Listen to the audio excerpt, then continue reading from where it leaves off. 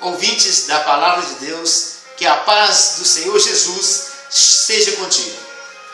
Nas mensagens anteriores, eu falei que a maioria das pessoas da igreja será deixada na grande tribulação e comentei um pouco acerca da qualidade de vida que estas pessoas terão que enfrentar e apresentei também as cartas de Apocalipse como uma palavra profética dirigida à igreja dos nossos dias. E a mensagem de hoje é uma palavra de alerta aos desviados. Hoje se comenta no meio evangélico que a maior igreja que existe é a igreja dos desviados. Mas quem são esses desviados? Um fato que é muito comum hoje em dia é de sempre se comparar o desviado com uma pessoa do mundo. Normalmente, quando se faz um apelo após a liberação de uma mensagem evangelística, os desviados são chamados à frente para uma nova reconciliação, semelhante aos demais que também estão vindo para receber Jesus pela primeira vez. Quanto a isso, eu quero dizer que a salvação de Deus é uma coisa muito séria. Conforme o capítulo 6 da carta aos Hebreus, se alguém já recebeu o Senhor Jesus, se tornando participante do Espírito Santo, não podemos levá-lo a renovar o arrependimento. Pois, se fizermos isto, estaremos expondo o Filho de Deus à vergonha, pois ele morreu por nós uma única vez. Hebreus 6, do 4 a 6. Geralmente conhecemos como desviados todos aqueles que um dia começaram a frequentar as reuniões da igreja e depois se afastaram, não voltando mais a se reunir. E é evidente e sensato dizer que a simples atitude de participar de uma reunião não faz uma pessoa se tornar membro da Igreja de Cristo. Portanto, se alguém esteve presente em uma ou em muitas reuniões e nunca chegou a receber o Senhor Jesus, ele continua sendo uma pessoa do mundo, como as demais que nunca se aproximaram da igreja ou que simplesmente gostam daquele ambiente, mas sempre em cada apelo não querem receber Jesus. No entanto, a diferença eterna se faz mediante ao receber a vida divina por meio da palavra viva, que é o próprio Cristo. Se alguém genuinamente recebeu Jesus, a seu respeito podemos dizer: é impossível se desviar da igreja, porque hoje Deus já não habita mais em templos feitos por mãos humanas, e a igreja não é uma organização humana, e sim um organismo vivo, chamado Corpo de Cristo, do qual cada um de nós fazemos parte, pois somos os templos vivos de Deus. 1 Coríntios 3, 16 e Efésios 2, 18 a 21. A nossa família terrena é uma sombra da igreja, porque assim como passamos a fazer parte do lar via nascimento pela vida do Pai, assim também é com o novo nascimento para a salvação eterna. Se independente do que os nossos filhos fizerem, eles continuarão sendo os nossos filhos. Assim é com Deus e a igreja.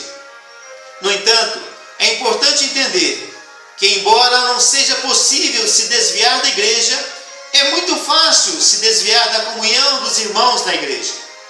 Segundo Deus, não podemos dizer que esta distância levará alguém a perder a salvação, porque não se trata de uma obra humana, e sim de um presente eterno.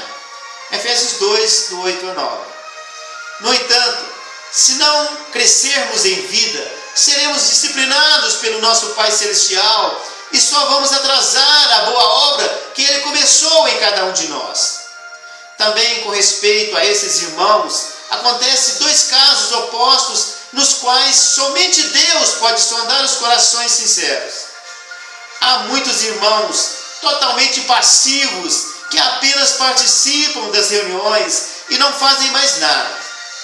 Embora Jesus seja o nosso juiz E nada podemos julgar antes do tempo, não podemos chamar esta prática de edificação, e isto é muito perigoso. Mas também, por outro lado, de acordo com as circunstâncias e os lugares em que os irmãos se encontram, muitos estão sendo fiéis ao Senhor e estão perseverando em servir os santos na medida da possibilidade de cada um. E neste caso, pode ser até que alguns os vejam como desviados, mas segundo Deus, que não vê apenas a aparência, estes estão atuando como igreja. Uma outra pergunta: por que as pessoas se desviam? Sem dúvida nenhuma, a maioria dos desviados são pessoas rebeldes, egoístas, com muitos traumas, e muitas delas não conseguem superar uma mágoa quando são humilhadas, desprezadas ou ofendidas de alguma maneira.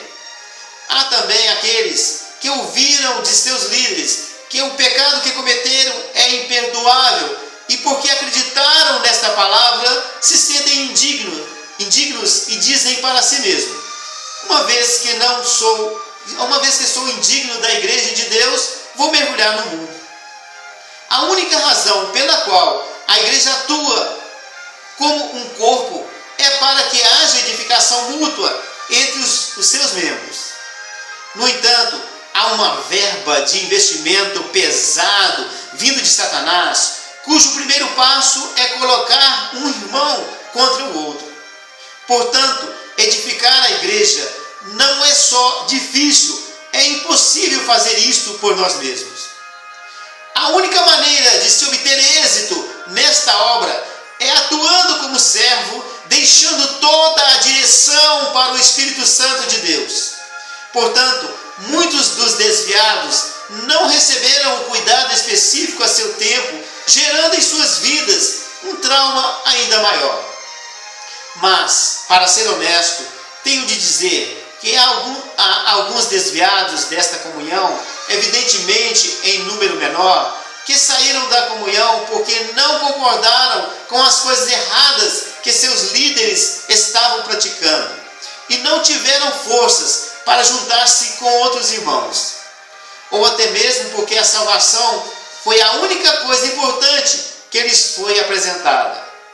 Isto é possível porque a igreja do nosso tempo atua a partir de linhas teológicas.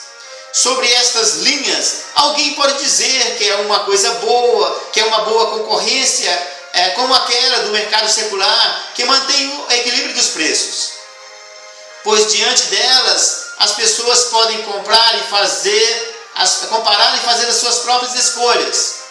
No entanto, eu digo que essa realidade é como estar diante de muitas armadilhas, porque é difícil encontrar toda a verdade em uma só linha teológica.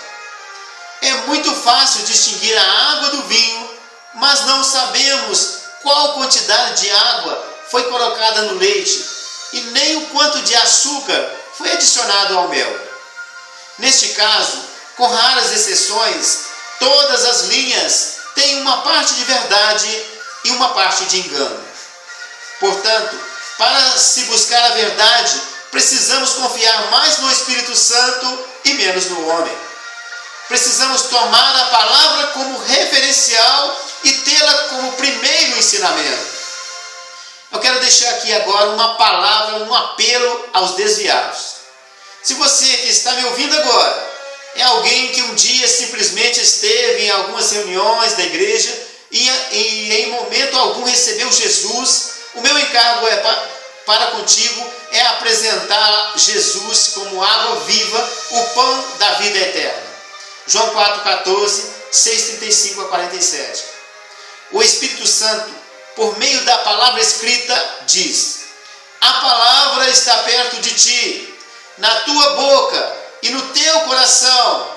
Isto é a palavra da fé que pregamos.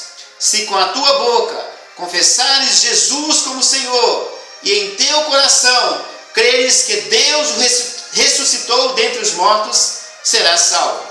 Porque com o coração se crê para a justiça e com a boca se confessa a respeito da salvação. Romanos 10, do 8 a 10. Portanto, é importante que se creia em Deus, que ressuscitou os mortos, que ressuscitou dentre os mortos a Jesus nosso Senhor, o qual foi entregue por causa das nossas transgressões e ressuscitou por causa da nossa justificação. Romanos 5, do 24 a 25. Então, se você quer recebê-lo agora, faça essa oração comigo. Senhor Jesus, eu o confesso como meu Senhor e em meu coração creio que Deus o ressuscitou dentre os mortos. Se você recebeu a Jesus agora, você nasceu de novo pela vontade de Deus. Isso está escrito em João 1,13. E o propósito dele é que você cresça em vida. Portanto, o meu conselho é que você procure estar sempre junto de outros irmãos, para que na direção do Espírito Santo vocês sejam edificados juntos. Porém, se você é alguém que já recebeu o Senhor Jesus e por algum motivo optou pela individualidade e não mais participa das reuniões, não espere mais nenhum dia. Volte para a comunhão da igreja. Se você já nasceu de novo, seu nome está rolado eternamente no livro da vida do Cordeiro. E independente da aparência dos homens, você é um membro da igreja do Senhor. Mas não se esqueça que o nosso Pai corrige os filhos que ama. Hebreus 12, do 6 a 7. Se deixarmos Ele trabalhar em nós hoje, Ele nos corrige hoje. Mas se nos isolarmos da irmandade, certamente Ele nos corrigirá mais tarde. Portanto, se você permanecer fora da comunhão da igreja, certamente serás deixado na grande tribulação. E se isto acontecer, o preço que pagarás será muito alto. Meu irmão amado, volte hoje mesmo e dependa todos os dias da graça e misericórdia do Senhor. Na próxima mensagem, continuarei falando sobre os últimos acontecimentos. Jesus é o Senhor.